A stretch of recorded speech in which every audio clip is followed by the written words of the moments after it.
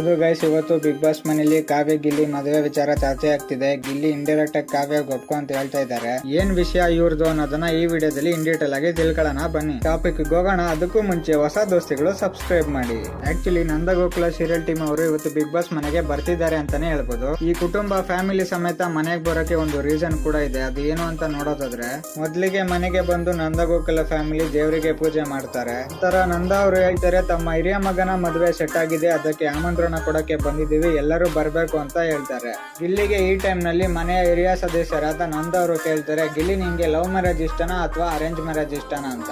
ಗಿಲ್ಲಿ ಅದಕ್ಕೆ ಹೇಳ್ತಾನೆ, ನನಗೆ ಲವ್ ಮ್ಯಾರೇಜ್ ಇಷ್ಟ ಇಲ್ಲ, ಅರೇಂಜ್ ಮ್ಯಾರೇಜ್ ಇಷ್ಟ ಇಲ್ಲ ಅಂತ ಹೇಳ್ಬಿಡ್ತಾನೆ. ನಂತರ ಇದೇ ಸೇಮ್ ಕ್ವಶನ್ ನ ಕಾವ್ಯ ಅವ್ರಿಗೆ ನಂದ ಅವರು ಕೇಳ್ತಾರೆ. ಅವಾಗ ಕಾವ್ಯ ಅವ್ರು ಹೇಳ್ತಾರೆ, ನನ್ಗೆ ಇಷ್ಟ ಆದ್ರೆ ನಾನು ಲವ್ ಮ್ಯಾರೇಜ್ ಆಗ್ತೀನಿ ಅಂತ.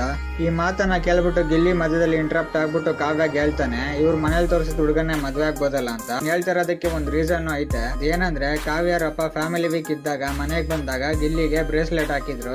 ಗಿಲ್ಲಿ ಮನ್ಸಲ್ಲಿ ಒಂದು ಮಿಂಚುಳ ಓಡಾಡ್ತಿದೆ, ನಾನು ಕಾವ್ಯ ಫ್ಯಾಮಿಲಿಗೆ ಆಲ್ರೆಡಿ ಇಷ್ಟ ಆಗ್ಬಿಟ್ಟಿದೀನಿ ಅಂತ. ಸೊ ಅದಕ್ಕೆ ಈ ಮಾತನ್ನ ಹೇಳ್ತಾ ಇದ್ದಾನೆ. ಈ ಕ್ವಶನ್ ರಕ್ಷಿತಾ ಶೆಟ್ಟಿ ಕೇಳ್ತಾರೆ. ಅವಾಗ ರಕ್ಷಿತಾ ಹೇಳ್ತಾಳೆ, ನನ್ಗೆ ಕಾಮಿಡಿ ತರ ಇರೋ ಹುಡುಗ ಬೇಕು, ಈ ತರ ಗುದ್ಬಿಟ್ಟು ನನ್ಗೆ ನೋಕ್ಬಿಟ್ಟು ಎಲ್ಲ ಕಾಮಿಡಿ ಮಾಡ್ತಾ ಇರ್ಬೇಕು. ಇದನ್ನ ಕೇಳ್ಬಿಟ್ಟು ಮನೆಗೆ ಬಂದಿದ್ದಂತ ನಂದಗೋಕುಲ ಫ್ಯಾಮಿಲಿ ಹಾಗೆ ಬಿಗ್ ಬಾಸ್ ಮನೆ ಫ್ಯಾಮಿಲಿ ಎಲ್ಲ ಬಿದ್ದು ನಗ್ತಾವ್ರೆ.